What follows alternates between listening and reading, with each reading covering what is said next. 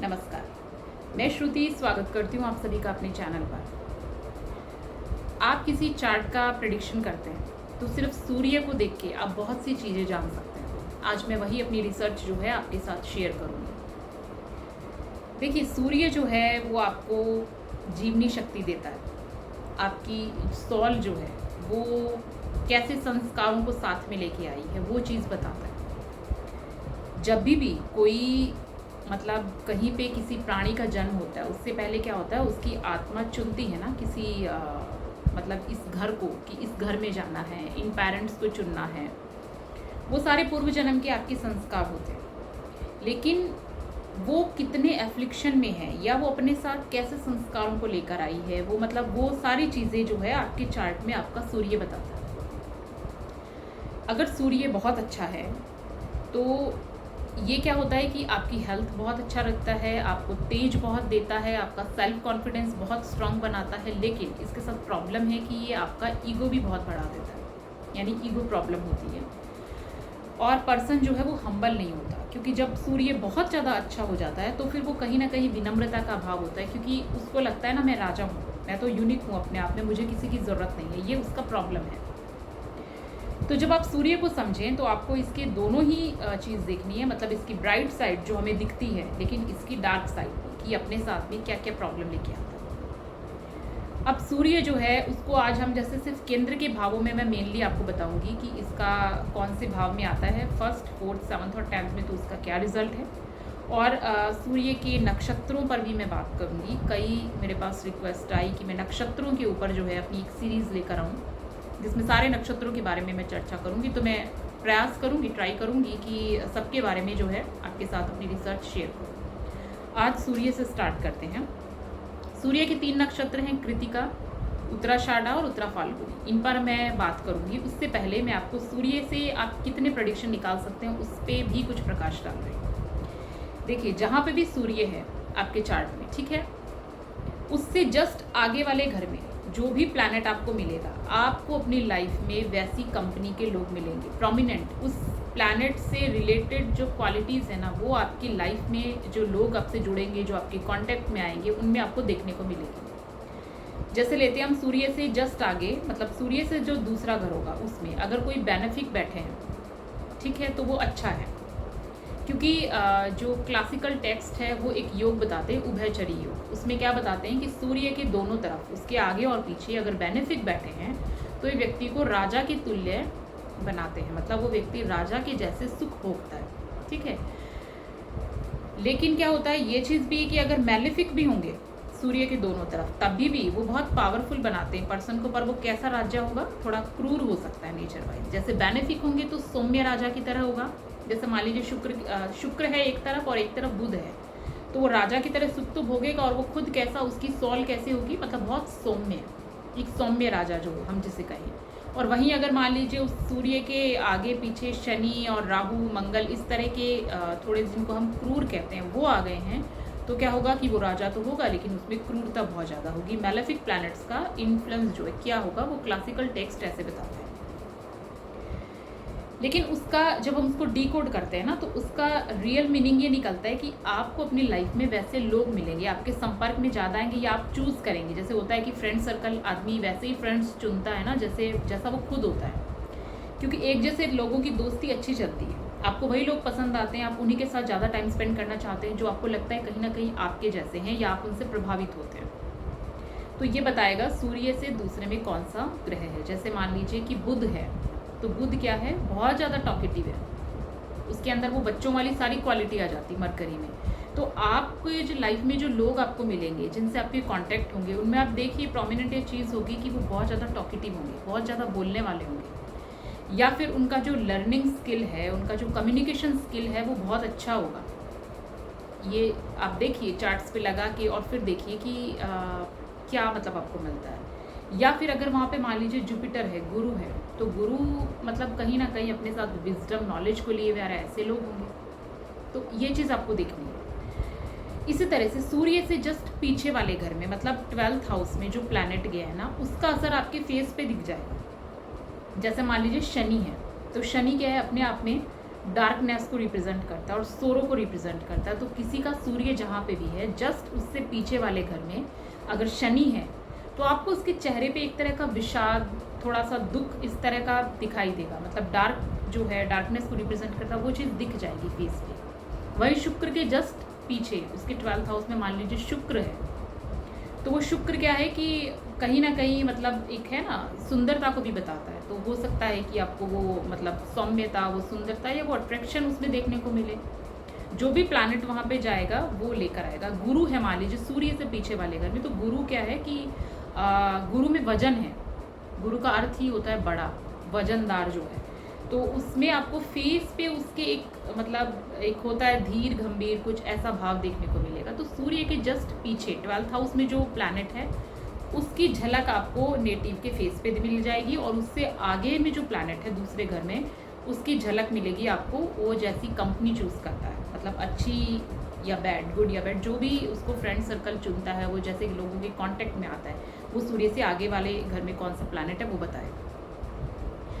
अब मानते हैं हम सूर्य के जो केंद्र में आने का क्या असर है। जैसे 1st हाउस में अगर सूर्य है तो मेष में वैसे भी क्या होता है कि सूर्य को अच्छा बताते हैं, मतलब मेष राशि है वहाँ पे, तो या फिर 1st हाउस भी है। जैसे लाल किताब है वो सिर्फ हाउस वाइज चल रही है ना, आपको उसमें राशि का लेना देना ही नहीं, वो बता रही है कि कौन से घर में क्या है। तो उसके हिसाब से भी अगर हम देते हैं तो 1st हाउस में आता है केंद्र में, लग्न में सूर्य है तो अच्छा है। लेकिन इसका प्रॉब्लम क्या होता है कि वो पर्सन को बहुत ज़्यादा एग्रेसिव बना देता है, मतलब। और इसके पीछे देखिए सूर्य के साथ उसकी जो क्वालिटीज़ है ना, लीडरशिप है, थोड़ा सा जिद्दी होना है, या फिर टैलेंट तो होगा उस पर्सन में, लेकिन टैलेंट के साथ में वो क्या होता है कि जो और इस सूर्य के जो सारी चीज़ें हैं, क्योंकि सूर्य खुद जलता है, वो दूसरों को ऊर्जा रोशनी दे रहा है, लेकिन जैसे कि मैंने बताया कि वो खुद जलता है, तो वहाँ पे पर्सन को खुद को कुछ ना कुछ लॉसेस होते हैं। वो अच्छा है, जो भी काम करता है दूसरों के लिए अच्छा होता है, लेकिन उसे खुद जो है लॉसेस फेस करने पड़ते हैं।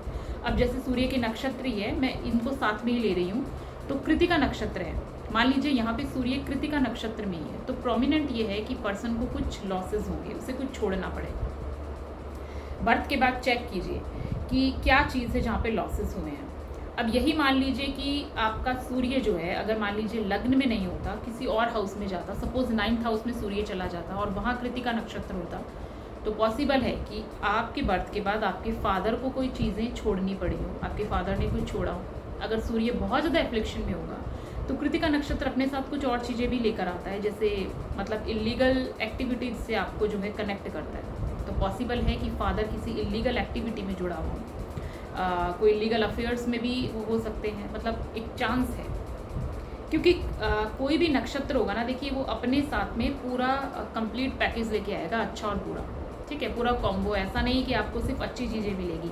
आप किसी भी प्लैनेट का भी अब देख लीजिए, उसके साथ उसकी ब्राइट और डार्क दोनों साइड चलेगी। तो जो कृतिका नक्षत्र है उसका सिंबल तो होता है एक शार्प वेपन, जैसे कि नाइफ या ब्लेड, जैसे आप समझ सकते हैं, शार्प वेपन होगा।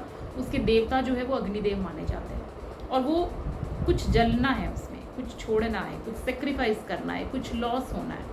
तो आपका जो भी प्लैनेट कृतिका नक्षत्र में जाएगा, आप देखिए कि पर्टिकुलर उस प्लैनेट से जुड़ा हुआ जो भी हाउस है, उस प्लैनेट से जुड़ा हुआ जो भी भाव है, वहाँ पे आपने क्या सेक्रीफाइस किया, क्या लॉसेज हुए, क्या चीज़ें वहाँ ख़त्म हुई है, कुछ वहाँ पे डिस्टर्ब होता है। तो ये सूर्य का 1st हाउस में था। आप जब इसे समझें तो वहाँ पे नक्षत्र को भी ध्यान में रखिए, समझिए। इसी तरह से सूर्य का मान लीजिए 4th हाउस में हम लेते हैं, तो सारावली जो है वो ये क्या बताती है कि मतलब सूर्य 4th हाउस में अच्छा काम नहीं करता। रीज़न क्योंकि ऐसे पर्सन की मदर भी उस पर ट्रस्ट नहीं करती, और ऐसा पर्सन अपने घर की प्रॉपर्टी का लॉस करता है, मतलब प्रॉपर्टी को ख़त्म करता है। प्रॉपर्टी बनाता भी है वो, लेकिन कैसे बनाता है, किसी बैड किंग की सेवा करके।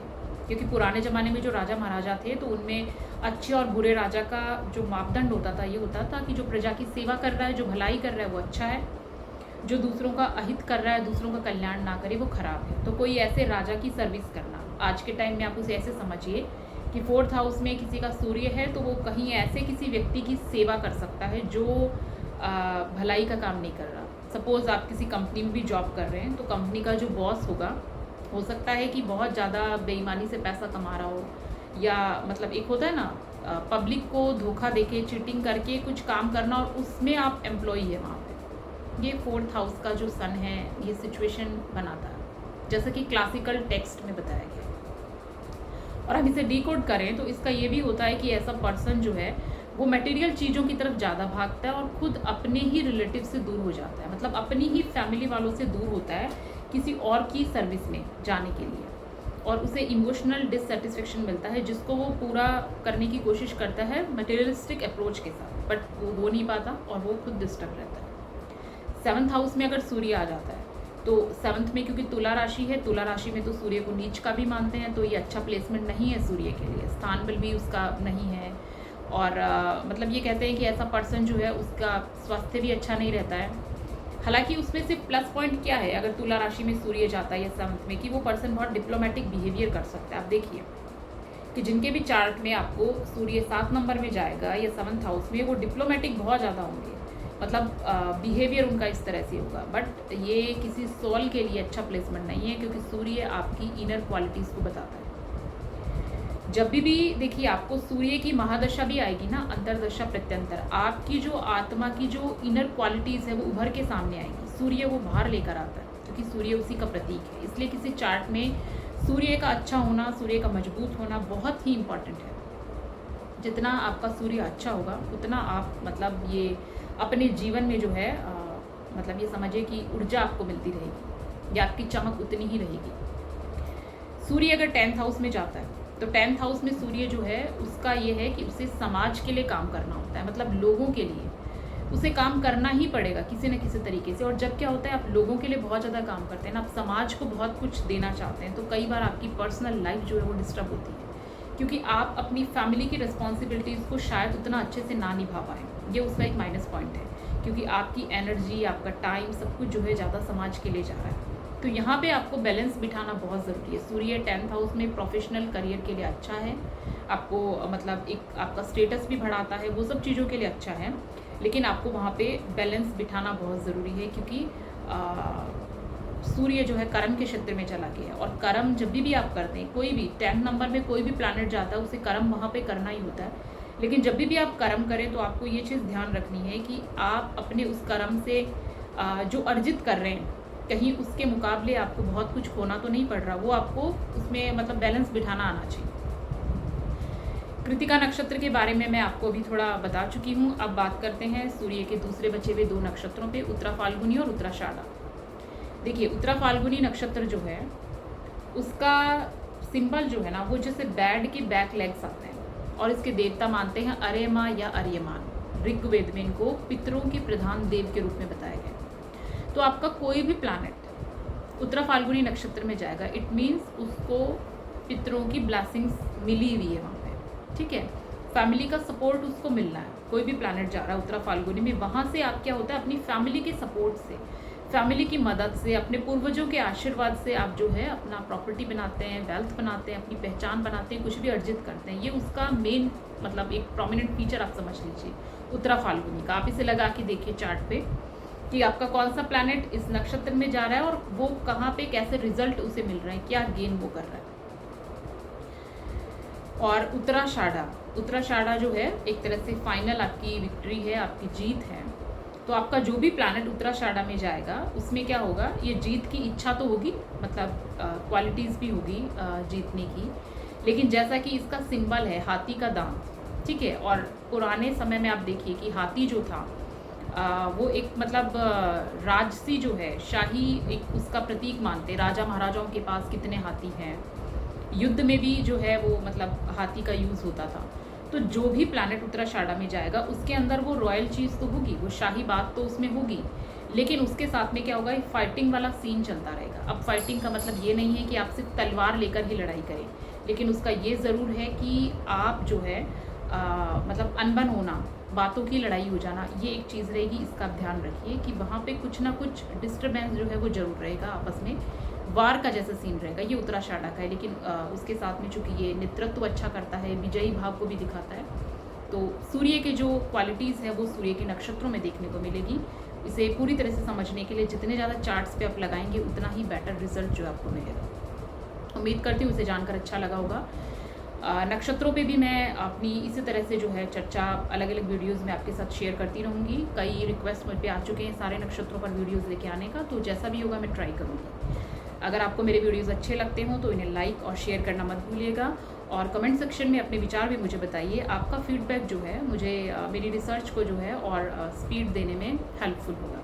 Thank you.